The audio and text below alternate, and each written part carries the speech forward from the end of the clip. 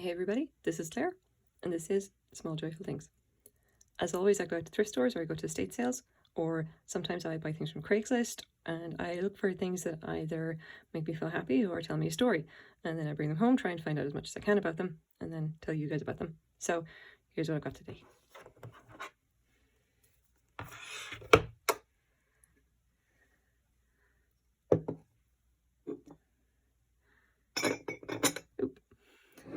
So what I've got is a milk glass candy dish. You guys can actually see it here. You see the pattern. It's quite nice. For milk glass, it's a rather unusual one. It's got this amazing pattern of grapes and leaves. These lovely little trail of vines, and I can't decide what this is, either a bush or an acorn, or maybe just like an upside down thing of grapes. Haven't decided yet. Now the actual dish itself, it's obviously pierced, which is very nice. It's in perfect condition. No chips, no cracks. It's got a very clean, this one is actually a very fine one. It's very clean mold lines. It does obviously have some lines because it's pressed glass, and there's a little bit of dirt there that I can't really get out. It is entirely unmarked. So if you measure it, it is, let's say, just about 6 inches across. And if I can do this carefully, my track record being not great, it is about 6.5 inches high. Now, I bought this in a thrift store for $8, and to be honest, I got it because I wanted to do a video on milk glass, and I see a lot of milk glass in thrift stores, okay? It is just one of those things that pops up quite a lot. It was this big thing in the 1960s, maybe 1970s. And like, there's just a lot of it, especially milk glass, like bud vases. And none of it is actually worth anything because it's so common. You generally don't see a lot of this kind of thing, which is the actual nice kind of candy dishes or compotes or whatever. You can have like raised candy dishes maybe without the lid. There's a couple from Anchor Hocking that show up quite a bit, which is not round, but it's octagonal with a kind of a similar pattern on it. So they're nice to see if you're into the kind of look of the white glass. They're kind of, you know, it's very inexpensive, by the way. If you want to start collecting milk glass, you will be able to buy a massive amount of it. I don't think I've ever seen a milk glass vase in a thrift store that wasn't like $2. Like, especially the bud vases, just nobody seems to want them now. They're not really a thing. They're not in. So they just sit there and, you know, get ignored. And it's a shame because, like, if you like the color, then they're lovely vintage pieces. It's just that most people just really don't. It was just this big thing back in the 60s and 70s, and then it kind of stopped being a thing. It fell out of fashion, and that was the end of it. Okay, so what exactly do we have here? What this is what's called a colony harvest candy dish. This one has a kind of an interesting history. If I grab the old iPad. So what we're going to start out with really is, I've got here, this is Carnival Heaven, and I've got some interesting information about the harvest molds. Now, these were originally designed in the 1950s. It's not entirely clear about who actually did them. I can't really find that out. They were designed in the 1950s, and essentially Indiana Glass started producing these for the Lancaster Colony Corporation. There was quite extensive. The molds were actually reused and for carnival glass in the 1970s when kind of there was this kind of resurgence of interest in carnival glass around that time. So the harvest molds were first used to produce these beautiful snowy white handmade milk glass items. So the original ones would have been like, essentially they take the glob of glass, they press it into the mold, you know, pop it out. That would have been done by hand. Later on, they were made by machine, or at least some of the molds were kind of repurposed and they were machine made like that. I can't confirm if the candy dishes were ever machine made. Something to note about this though, there's a very handy photo here kind of describing a lot of the pattern. And you can see there's a candy dish, but they've listed as being a spooner, which is just, you know, a little kind of dish for, you know, you use spoons and stuff. That's definitely not this. So either that's a different item or they've gotten confused. Who knows? So colony harvest or harvest colony, I've seen it in both ways at this point.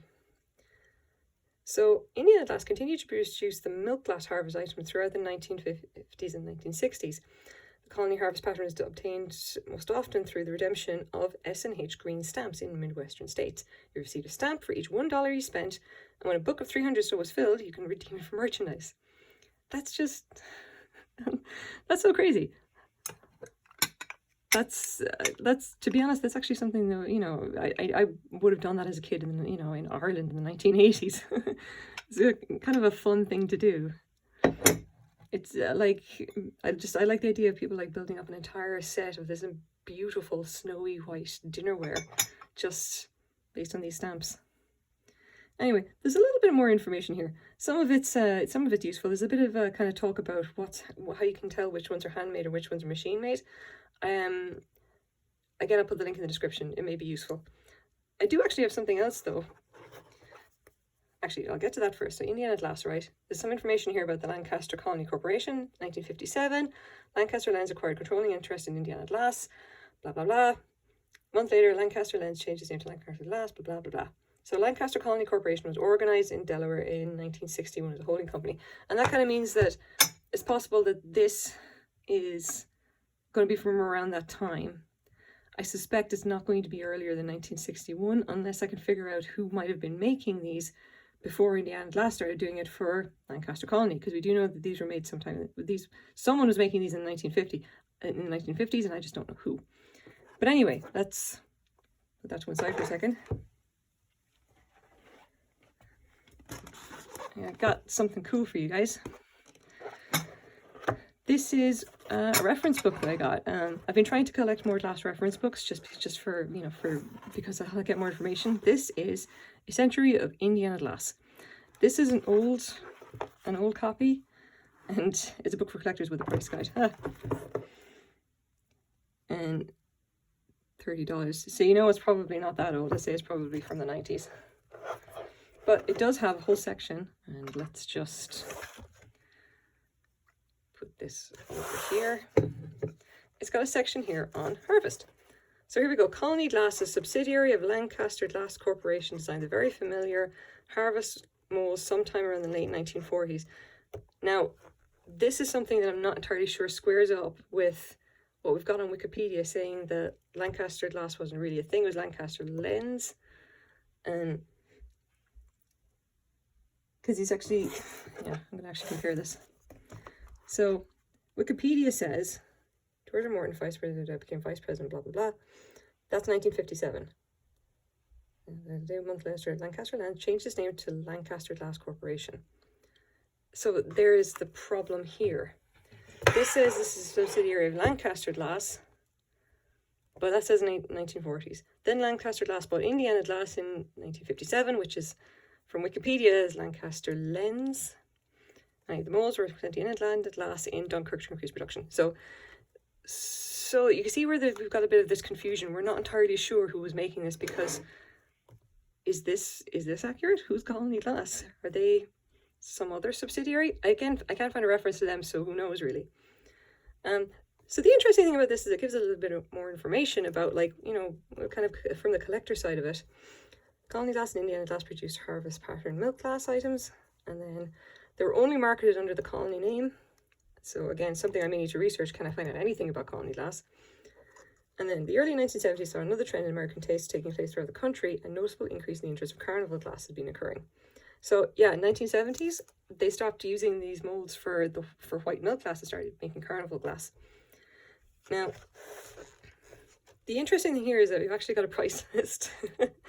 And obviously the prices make, you know, no sense because it's so wildly out of date. So at the time this book was printed, here we go. They're calling it a compote with cover, $6.5, I'm assuming. No, 6.5 inches, which is presumably the size.